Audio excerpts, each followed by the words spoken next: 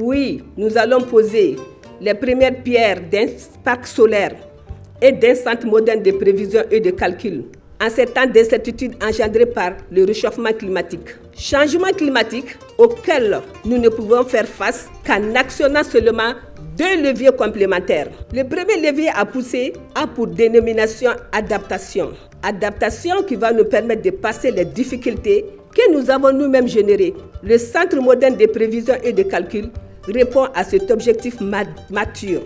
La seconde manette à actionner pour lutter contre le réchauffement climatique, elle est atténuative et passe naturellement par la réduction de nos émissions de gaz à effet de serre à date. Réduire nos émissions à date, même si notre contribution est imperceptible dans le réchauffement climatique observé. On appelle cela de la responsabilité climatique.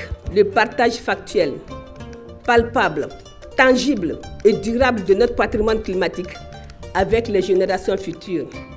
Le champ photovoltaïque, composé de 480 modules, chacun générant 460 watts crête, totalise une puissance remarquable de 220,8 kWh crête chaque jour. Et ce champ produira en moyenne 828 kWh d'énergie solaire, bénéficiant d'une irradiation moyenne quotidienne de 5 kWh par mètre carré.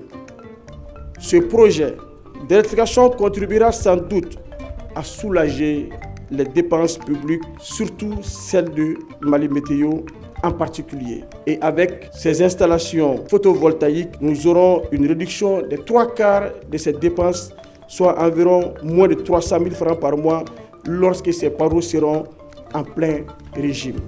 L'ampleur et la technicité de ce projet ont été rendues possibles grâce à un soutien financier essentiel du groupe de la Banque mondiale, du Fonds vert pour le climat, totalisant près d'1 milliard de francs CFA.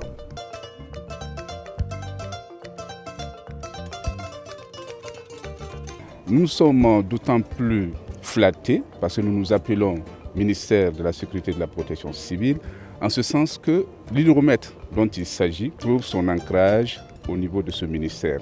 Évidemment, l'hydromètre c'est pour tout le Mali, mais il se trouve que l'hydromètre est logé dans notre ministère.